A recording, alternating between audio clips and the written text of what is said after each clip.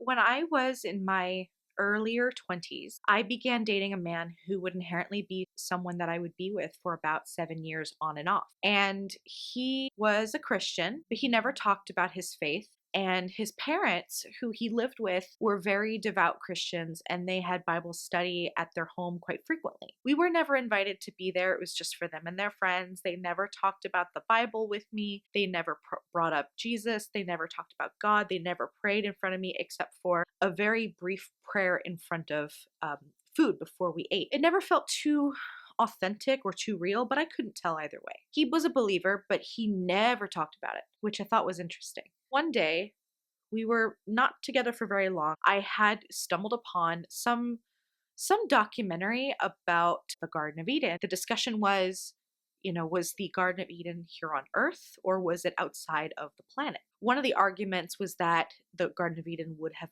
sat between the Tigris and the Euphrates River, which in the Bible, it actually sits outside of the earth. Regardless of whether the documentary was false or true or whatever is besides the point. The point is that I stumbled upon this documentary and it kind of struck something with me. And I said, oh, that's interesting. I never really thought about it. I thought it was a fable. So it was the first time that I really considered, could the Garden of Eden be an actual tangible place? I had brought this to him and I said, that's really interesting. He got very upset with me. By the way, he was the type of person who was not much of a communicator. He didn't really know how to communicate his feelings. He said to me, people should just not question things and just believe. I didn't understand what he meant. I didn't understand where I didn't understand where that came from. A few nights later, he called me while I think he was drunk.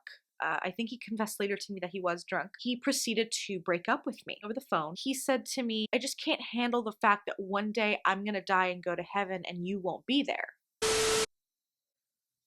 I was stunned by that. First of all, not only was it not kind, but second of all, it wasn't like he tried to share with me who God was. It wasn't like he wanted to ever talk about the Bible. It wasn't like anything. He just made this vast judgment and passed it on me.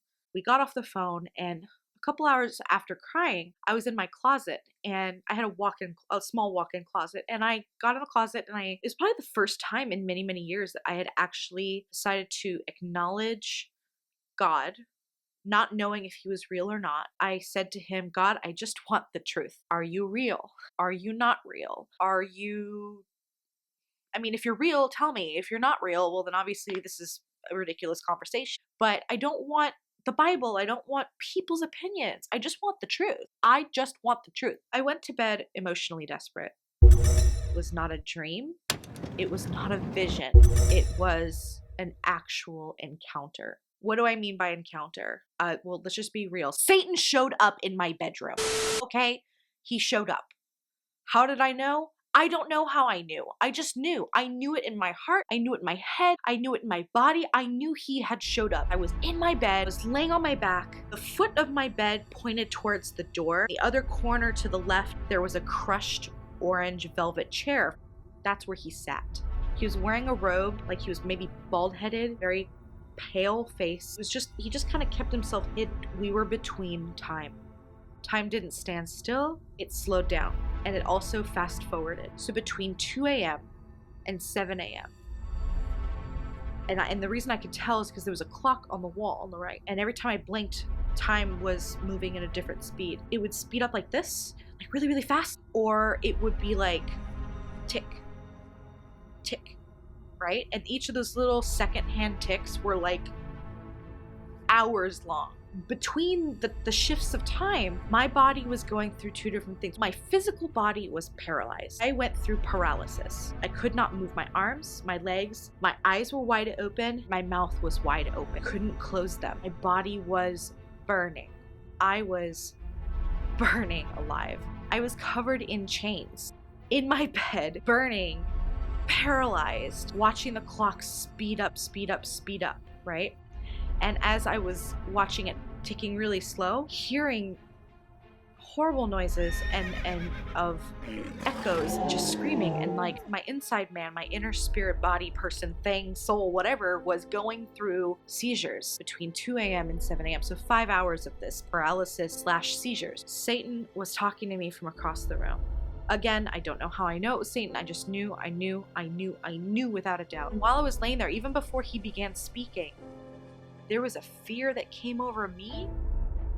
And it wasn't the fear because I was in pain. It wasn't the fear of what's going to happen to me. It was the fear of, I'm afraid for my soul. I can't explain what that kind of fear is like.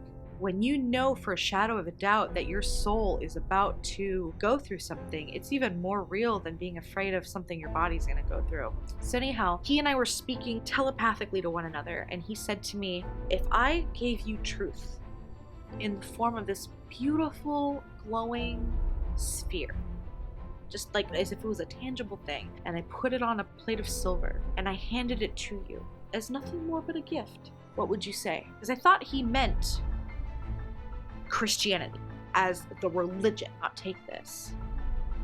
Is that bad? And he said, nope, that's perfectly fine. And then whoosh, everything was done. It was daylight. I could move. The chains were gone. Clocks stopped being weird. Clocks stopped. It completely stopped. It wasn't ticking anymore. The batteries had died. I couldn't regain myself completely. It took me a while to regain myself. I freaked out, had a panic attack that lasted another hour. It's probably the first panic attack I'd ever had, to be honest with you. I went to my dad. My dad, what I experienced. I just told you, I told him, thinking and hoping he'd believe me that I just went through this crazy experience. My father is a nervous person. He always thinks the worst of the worst. He's the first to say, hey, maybe you should go to the hospital, all that. And all he said to me was, you probably had some seizures. And he kept walking. I thought, that's odd. That's very odd. After a while, I convinced myself it was just a dream because it just sounded crazy. At this time, I was a relatively new massage therapist. I was working in the field. I was working in Napa, and I had colleagues who were much older than me, and they were all very new agey at the time, feeling they would believe me because they were very spiritual, they were very yoga, they were very this, that, the next thing. I figured if anyone's going to believe me, it's them. I went to one of them who was probably a little younger than my mom. She said, oh, it sounds like you were visited by an angel. And I was thinking, I don't think you go through terror when you meet an angel. Or do you? After a while, I kept trying to convince myself, okay, maybe it was an angel. Then I tried to convince myself it was a dream.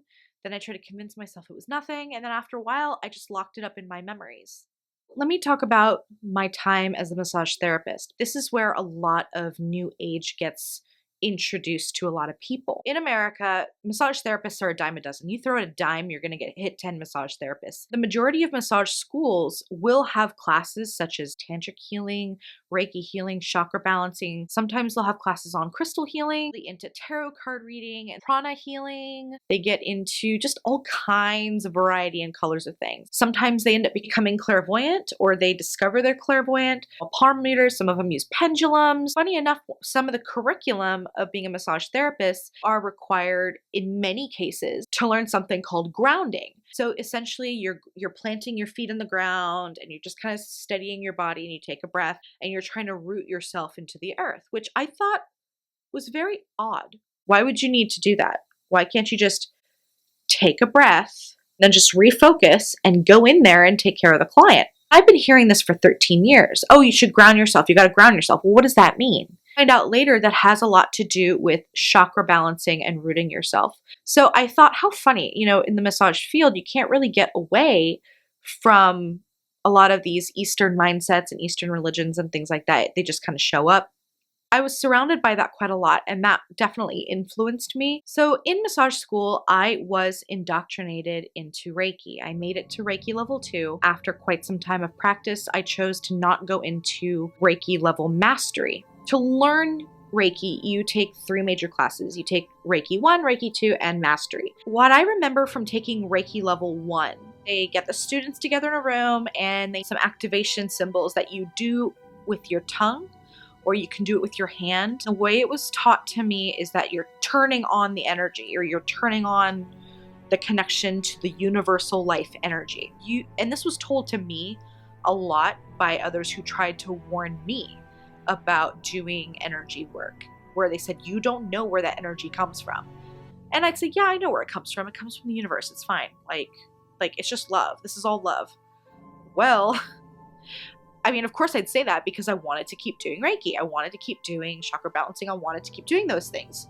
So it doesn't matter what someone said to me. I was going to find an excuse or a reason to do it, because there's just no way I was going to believe that it wasn't something good. I don't know why I was so stubborn. I really don't. And that's the funny thing about being in the New Age, is that when you're in the New Age, you defend it. You defend it highly. You do not question it. And the reason you don't question it is because you're taught to believe that you are a good person, full of love, and that you are so open-minded. And being open-minded is what makes you so smart, and it makes you just higher as far as enlightenment, and you're further ahead than most people. Like, you're so cool and you're so awesome, and you just end up being just so full of yourself. In Reiki, I have also met a lot of witches and people who consider themselves pagan. In Reiki classes, you go through learning these symbols, and you do them with your hands or with your tongue inside your mouth, and you activate and you do an attunement. Reiki level 2, you start to learn how to do distance Reiki. So you're essentially sending universal life energy to someone at a distant location, very similar to a spell, essentially. The hardest part about Reiki training was when we were done with that first week, our teacher was going to graduate us, and we had to sit in chairs, our eyes closed. It was very important that we had our eyes closed. We had to hold out our hand, and she would come by to each of us and hold our hand. So she was doing symbols, some kind of symbology on our hands. So like we were being activated so that we could perform this thing. Later, I started learning about chakras. Chakras have a lot to do with yoga. I used to do yoga for years. Later, I discovered that many of those postures are actually worshiping specific gods. And that was something that was a big concern to me. After a while of practicing Reiki, I started to receive information from beings, from spirits or whatever. They would tell me things about those people on the table and to heal certain things. So over time, I was starting to be led by something in the supernatural world. I had a rock salt lamp, and I'm not saying rock salt lamps are evil or anything, but I had this one specific rock salt lamp in my room, and the little shadows and cracks in the lamp would show me pictures, very distinct, very detailed pictures. They would show me images of people, faces, and eventually it got to the point where I thought I was becoming clairvoyant, tell people things about themselves that they didn't tell me. Eventually after that, I started doing tarot card readings. My tarot card skills were like through the roof. I was stupid good. I was good. I had 7 different decks, had met this woman who became what was going to be my best friend for the next couple of years. Her name was Sharon. Sharon was a psychic. So Sharon and I became very close friends. She had invited me to her house, a lot of healings on me, and there was a day my world changed. It was never the same again. I was really worried about a family member who just had this gut feeling that this family member was not going to be okay. And since then, I still have, it's been how many years now, and I still don't know if this family member's okay. I said, Sharon, I'm really worried that I have this family member. I think there's something happening. I think there's something wrong. So she sends me home with a prayer that she wrote down. Later that day, I had gone to Pier 1, and I saw that in the clearance section, they had like this magazine box. That's something that you'd probably like wedge between your nightstand and your bed. Super cheap. And I was like, oh, that's kind of cool. I'll take that home. So I bought it, brought it home, put it right up against my bed and I covered it with my comforter. Later that evening, everyone had gone to bed. I had taken the prayer that she wrote for me and I started reading it. I sat down and I calmed myself and I just grounded myself. I called this family member's spirit. Through the door comes this being in human form. I couldn't tell if it was male or female. And I could just kind of see like the silver silhouette of this thing. It comes in, it's like coming in on all fours, crawls onto the bed, sits on the end of the bed, and it faces me and it's sitting in the same position that I'm sitting in, just kind of mirroring me. I wasn't thinking much, but I recognized that this thing was my aunt's spirit. And I said this prayer, and this prayer was me calling the archangels. And I had them do things, and I saw myself leaving the bed, ascending above my house, and I overlooked the entire property to ensure that the different angels were protecting the property. Like I was able to leave and just get a bird's eye view. Did the prayer, did the thing, chills all over my body, just these raging waves and waves of chills. I go to bed. The next morning, I go down into the magazine box that's sitting against my bed. I put my hand in it looking for something, and in it is this little tool called a thumb saver. A thumb saver is a device that you put on your thumb. It doesn't really work, but it kind of protects your thumb when you're doing a massage, right? It kind of helps stack all your joints. This was my thumb saver, all right, from 8 years ago in Los Angeles, where I threw it away. I flipped out. This thing just manifested. I interrogated my entire family. Did you put this in this box? No, I've never seen that before. What box? What box are you talking about? I didn't go in your room. I went to my dad. I went to my sister. I went to my mom. I went to all of them. I interrogated everybody. No one knew about the box, and no one knew about the device. So I freak out. I call Sharon. Girl, I was just calling her. I was calling her. I was calling her. I was blowing up her phone for a good 4 or 5 hours. I was not letting up. She finally calls me, told her what happened. And she said, the angels are letting you know that they're on it and they're taking care of it for you. And I went, okay, so everything's fine. Yeah, everything's fine. Relax. You're okay. You're a lot more powerful than you think. And that was where a seed was planted. Seeds get planted that you're amazing, that you're special, that you're meant to be somebody. That's kind of how I got hooked in. Very uplifting things that I was a natural healer and that I have a natural gift and things like that. And that sort of triggered. Nothing was ever enough. I had to keep learning. I had to keep absorbing. And the more you go in, the deeper that you get, you start to build a little bit of an arrogance, or you might develop selfishness and these characteristics that just keep getting a little bit more intense. I had an experience once where first time I had encountered multiple demons in one place. Sharon had called me and said, hey, we're getting together tonight with a bunch of other women. We're helping out a paranormal investigating team, and we were going to be going to a farmhouse, ranch house kind of property. This lady who lived alone had been dealing with serious attacks, serious things like that. And she got so desperate that she called in a paranormal team to see what was going on. To get there are a multitude of women like myself who were witchied out, and there were some proclaimed witches, and then there were some who had the dowsing rods. 20 people. The paranormal team themselves had hired in a psychic. Sharon had claimed that she was a better psychic, a stronger psychic. Sharon also had a power, and she didn't.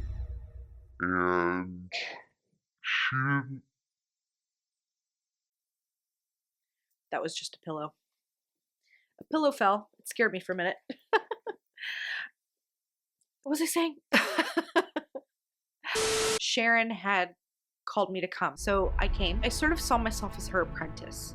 So whenever she was doing stuff like this, I would always show up and I would learn on the job. When we get there, the house was huge and it was a very old house. So I thought maybe that would have something to attribute it. The paranormal team is setting up, the clairvoyants are doing their thing, the witches are kind of hanging out waiting. But as I walked through the house, I was very, very, very uncomfortable. The house was filled with taxidermy animals, portraits of animals, mostly painted. There's some photographs. And I saw in the kitchen that she had Bibles, massive, different types of Bibles. And I thought, wow, she's really into this. And they were open and she had notes in them and she had stickers and post-its and dog-eared pages. And I mean, this woman studied her Bible and she had multiple Bibles. It wasn't just one, like they were different. You could tell that she spent a lot of time with it. Walking through the house, I was very uncomfortable, and not because of the taxidermy animals, but because I sensed very quickly that there was a demon behind every set of eyes in this house. And at first I wasn't sure if I was picking up on something that wasn't there. Sharon had confirmed with me that she felt the same thing.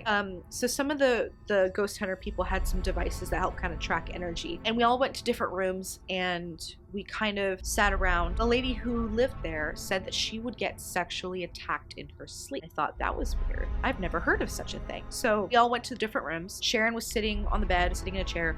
There was someone else in the corner. And I was tracking this energy field that was literally going to different women around their midsection and private areas. Sharon would just kind of slap them away. Like she would, as soon as I saw the energy going towards her, she'd be slapping them away. So I could verify there was something going on there that had to do with this attraction to women sexually. And I thought that is really, really weird that in the spiritual world, there's a sexual essence to her, which I never thought about before. While we were done, the main psychic that was hired in there was making claims that this woman brought them in on her own. And she started essentially like casting judgment on her that she had brought these things in and it was her fault behind her back. And Sharon was very angry with her because Sharon had stated that sometimes these things happen. And it's true, sometimes these things happen, but these things happen as a result of us opening a door. Opening a door could be anything. Anything that you think could be minor, it could actually be a huge thing. Even unforgiveness, that can actually be an open door. In essence, maybe she did invite this thing in without knowing it. Maybe it was already there, who knows? But the fact of the matter is, this wasn't a place to judge this woman. Sharon, with her eyes, did something, and this woman packed up her stuff and left. And she said, I spoke to her spirit, she had to go. So that's when I started to see that Sharon had some kind of powers. And I was getting a little uncomfortable. This is what really scared me. If it wasn't all the demons that were watching me through those eyes of all these animals wasn't enough, we go outside and there's like a cornfield. It was like a full moon. There were two of them. They were almost like, or I don't know if you remember the Rugrats cartoon, but you know how they had this dinosaur named Reptar? It was like that, but they were kind of see-through and they had like, I'm getting chills just talking about it. They were dinosaur reptile-like creatures, and they were pretty massive, and they were much taller than the corn, but they were crouching down, and I could see them through the corn. I could see them moving. And Sharon marched right up to that cornfield, and she started screaming incantations, and they seemed to leave. I got really scared. And there was a point where she told me, go back to the house. I told her I was really grateful that she did that. She said, no, I can feel you 20 feet behind me scared. You know, I knew you were scared and the spirits told me to send you back. It was starting to become more and more clear to me just how deep she was in. And even though it would make me uncomfortable at first, I would continue pursuing because I was completely enthralled with it. Eventually, I met my husband. And we started dating. And my husband, a Christian, you know, we were too into each other to really talk about those things. I could sense a spiritual shift in Sharon. And there was just something about her that even though she liked my husband, there was just something about her she was not having. She got really sick. Like mentally, she was just like not there, blaming people for this, blaming people for that, this, that, the next thing. And then she started getting very abusive with me, very verbally abusive with me. There was a point where my husband and I had been hearing from my mother-in-law about this woman that was her friend that she wanted us to meet. And this woman didn't really know much about us personally. Like she didn't really know anything about me. And we went to go meet with her and hang out with her. And she was a pastor. Beautiful, beautiful African-American woman with beautiful braids. And she was blind in one eye and she was mostly blind in the other. And she was just so soft-spoken and she was so sweet. And we started to visit with her regularly. I don't know what happened. I don't know what prompted it. I don't know what happened. I just remember her looking at me and we locked eyes. And then all of a sudden I knew that wasn't her speaking. She said to me, or whoever said to me, the tools you are using to heal your clients and heal yourself are only hurting you and them. And then she snapped out of it. And my husband and I went home and I knew that there was something wrong. Like that wasn't her. That was God. That was God speaking right through her. My mind at this point was blown. I talked to her again. I talked to my husband a few more times within that 24-hour period. And finally I said, okay, fine, I'll get rid of it all. I'll just do it. And I started to get rid of everything. Now, when I mean everything, like hundreds and hundreds of dollars worth of crystals, worth of pendulums, animal bones, candles with tapestries with pentagrams. What else did I have? I had books, tarot cards, any statue or figurine of a person or an animal, even a poster of a movie that I had. There was just something about it that was wrong. I threw everything away. That trash can was already empty because we had just taken out the trash and it was overflowing. And even my husband didn't want to touch any of my stuff. He had been feeling and sensing stuff was wrong for a long time and he he didn't really want to tell me because he knew that I wasn't going to react well, and I got rid of it all. And I was going to go to my office and do the same thing later in the week. Hi, it's Christina. I'm speaking to you from the editing room. I forgot one vital piece of this story. So, during this time, my husband, Pastor Denise, and myself had gone to my office to pray over it and maybe pull out some other things that may have been occult related, whether I knew it or not. While we were there, Pastor Denise and my husband were receiving sort of supernatural wisdom. Now, let me explain something. I understand that in the secular common world, most people will believe that Christians are dense, skin deep, they're not really educated, they're not open to the spirit world, etc., and so on. Let me educate you. There is something called the discernment of the spirit. And there are many, many Christians who are very much educated in this and have experience, and they are able to pick up on stuff, and they receive information from the Lord. They receive information from the Holy Spirit. They do get visions. They do receive prophecy. And in this situation, this was my first experience seeing that Christians could actually have the similar gifts as far as being able to sense something supernaturally. And I wouldn't say that they're similar because one is given by Satan and one is given by heaven.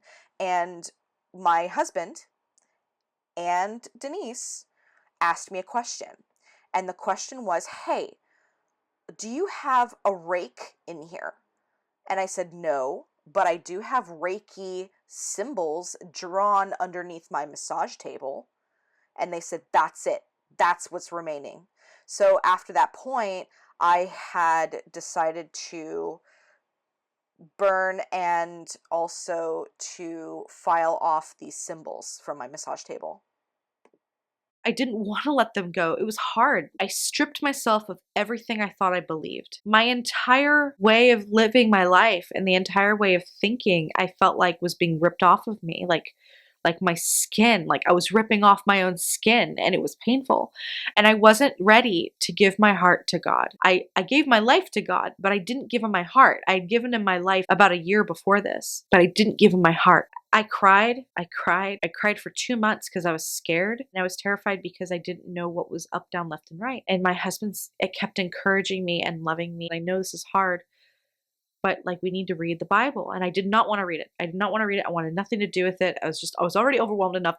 The last thing I wanted was to do that because I was afraid I was going to get brainwashed. I had this deep, deep, deep stronghold fear of being brainwashed by the Bible. It's not to say that I believed that the Bible was true, but think about it. Like, why would you have the fear of a Bible? Why would you have a fear of it if you don't believe in it? It's because there was a stronghold on me. My brain, my heart, my body, I was in a cage, and I couldn't think for myself because of these practices, because of the witchcraft, because of the Reiki and the chakra balancing and the yoga. A week or two had passed, and I was still trying to figure things out. And I had gone for my third module of what would be massage school. Normally we do like an hour of yoga, we do the chanting, we do all this stuff, which, by the way, why in the world, if we're just taking a massage class, why do we have to chant?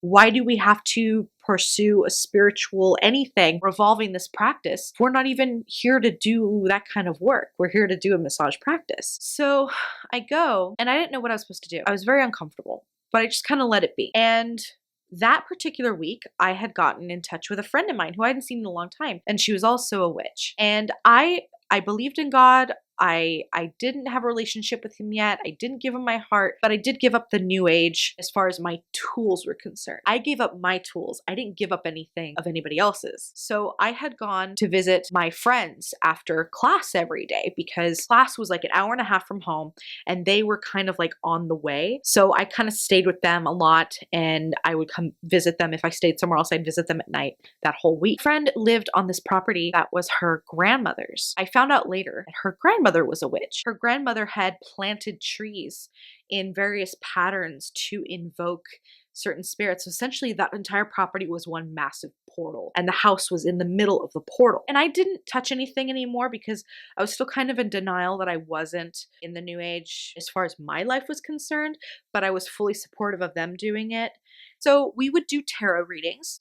with their cards. I didn't bring anything of mine because I didn't have anything anymore. And I wasn't ready to confess that I was no longer doing these things. My friend said, hey, we're going to celebrate this holiday today. Do you want to stay? And I said, well, I can stay for a little bit and participate, but then I gotta go. I didn't think much of it because, again, I thought it was a good thing. I was still in this, like I said, this transitional state where I didn't know what was up, down, left, and right. It's the night that we call upon our old family spirits, that we call upon our ancestors. And we go banging pots and pans through each room, throw some beans, and we say an incantation, and then we run through the house banging pots and pans. When we were done, I didn't think much of it, and I said, okay, well, it's time to go. And I participated in this, okay? I go outside. They didn't see it. I saw it. This road was very long, and it was very wide, because it was more like a country road, like really wide, some houses, and there was a haze. There was just this like haze over everything. And there were hundreds, I mean, hundreds and hundreds and hundreds of demons. They looked human. They weren't human. And they were standing still. They were all had their gaze pointed right at the house. They were all kind of like equidistant from one another. They didn't seem to really pay attention to me, but they had their eyes fixed on this house for what felt like miles. And I said, whoa, there's a lot of them here. And she said, the ancestors are here already. They're waiting to come in. I said, you don't see them? And she said, no, I don't. And I said, they're everywhere. They're standing next to you like I'm standing next to you. So we said our goodbyes. I left, and that was crazy. There was a point where I just kept trying to forget these things and trying to move on. One night, my friend called me. She was really upset. Husband had just hurt her. He had physically hurt her. And she said, can you come? Can you help me? I said, well, what can I do? You should call the cops. She said, you don't understand. It's the full moon.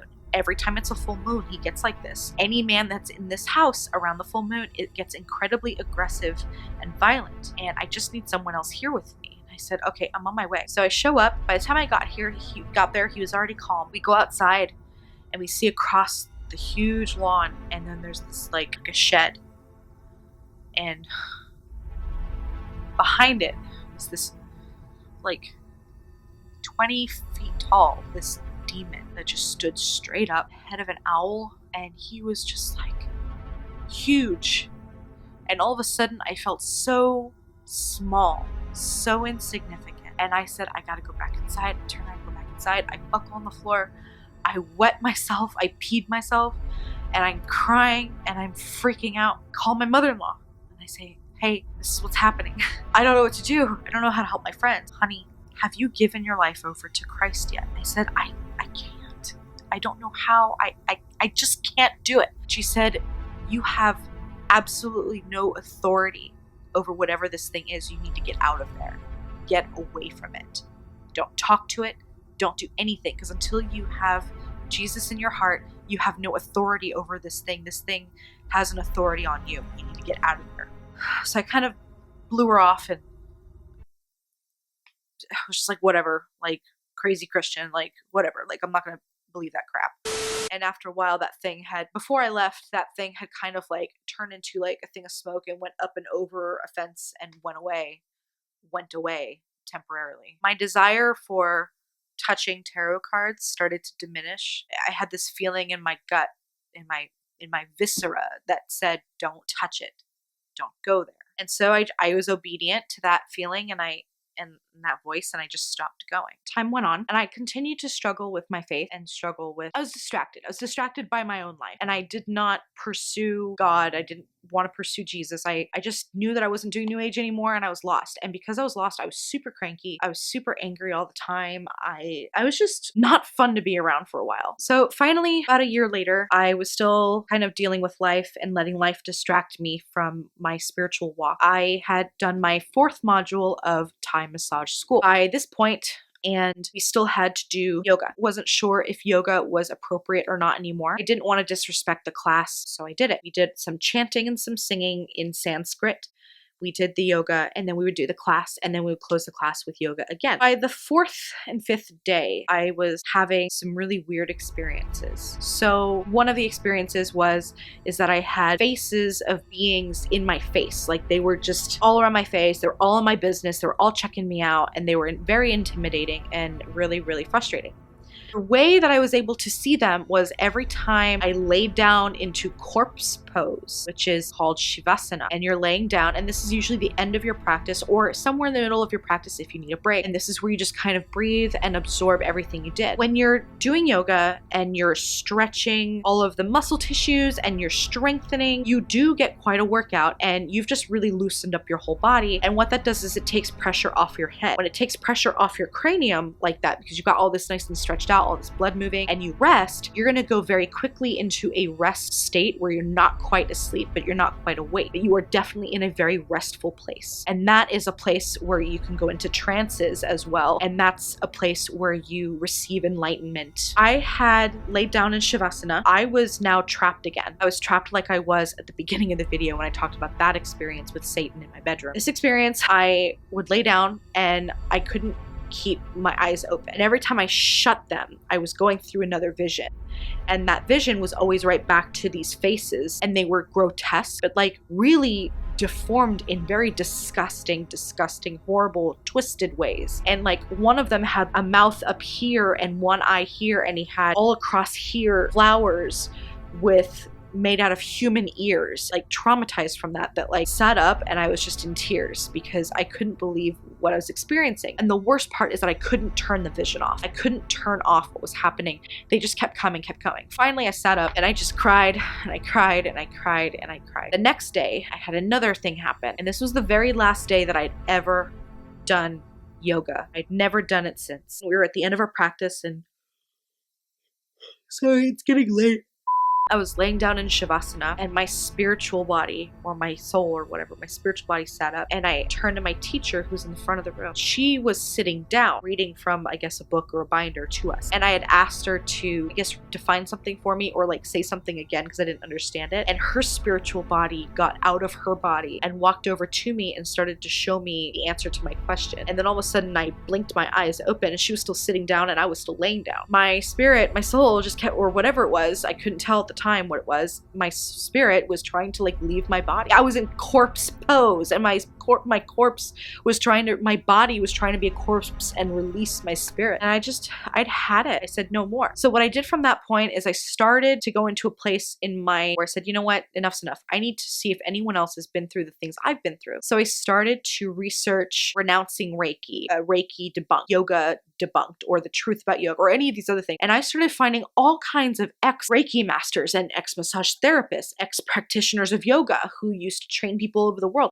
and just listen to their story of why they stopped. And they were all very consistent stories. Stories of demonic attack, stories of crazy visions, Jesus coming to them. I mean, very consistent stories, guys. I couldn't deny that. If so many people are having the same experience, what am I gonna do? Ignore it? So that was kind of the turning point. And one day in the shower, I have a tendency to like talk to God in the shower. I went into the shower and I said, look, Jesus, I don't know you. I don't know if you're real. I feel stupid saying this right now. I need to just take a step forward, and I want to ask you to come into my heart. Please come into my life. Please change my life. I'm gonna repent. I don't know what repenting means, but I repent for everything that I did that was wrong in my life. I'm sorry if I did things wrong to people, to you, to saying things that were not true and people believed me because I didn't know any better. Whatever it is, it doesn't matter what my intention was. All I know is that I did something for a long time that was not good, and I'm really sorry. I don't feel that much guilt, but I know that I should at least say it, and say it to you, and ask for forgiveness, and just ask for your salvation, and yeah, that's it. So that was the beginning. That was the beginning of my new life.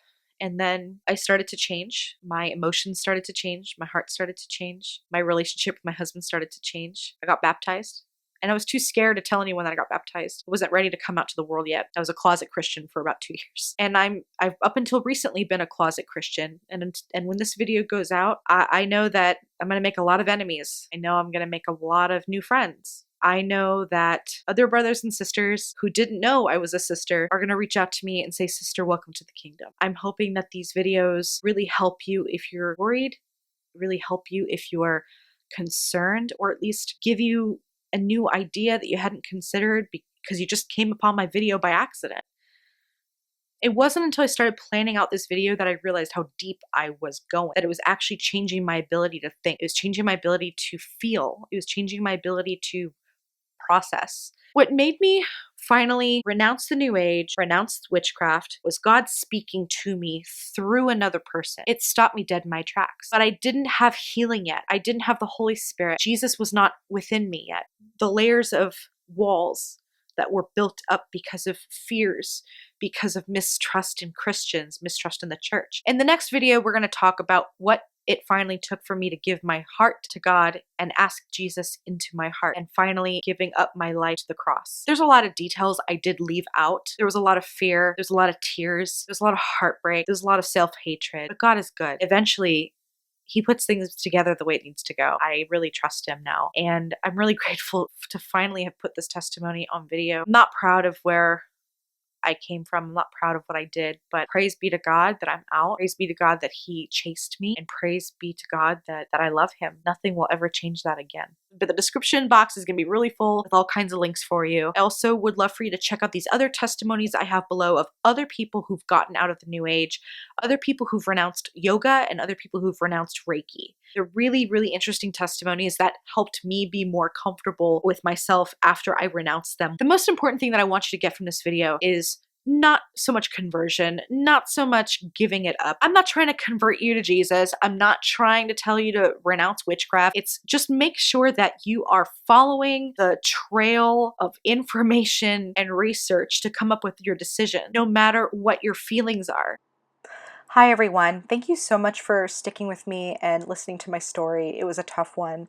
About 5 minutes ago, I finally kind of gave my parents a very small snippet of my actual story, so now I feel like I am complete to be able to share with the world.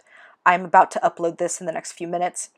Anyway, I wanted to share with you a quote that means a lot to me by Stephen Bankars, and I think he actually quoted someone else who said this from the video Proof the New Age is Satanic on YouTube. Please follow his channel, Reasons for Jesus. He has really great evidence. He's a master at compiling information. The best description of open-mindedness I've heard is being willing to follow the evidence where it leads, regardless of how it makes us feel.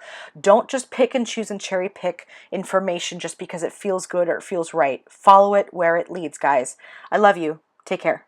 Don't forget to check out my blog and website, www.jungleandgrace.com. Please don't forget to like it if you love it, subscribe to thrive, and ring the bell, ring the bell, ring the bell. Don't forget to ring the bell so that you know of any new videos I have coming out. The third video that we have in this testimony series is going to be the video about how I finally gave my heart to God and how I invited Christ into my life and what it took to get there and all of the processes of deliverance. Thank you so much for joining me, and please don't forget to be faithful, be savvy, and be shalom, and I'll see you next time.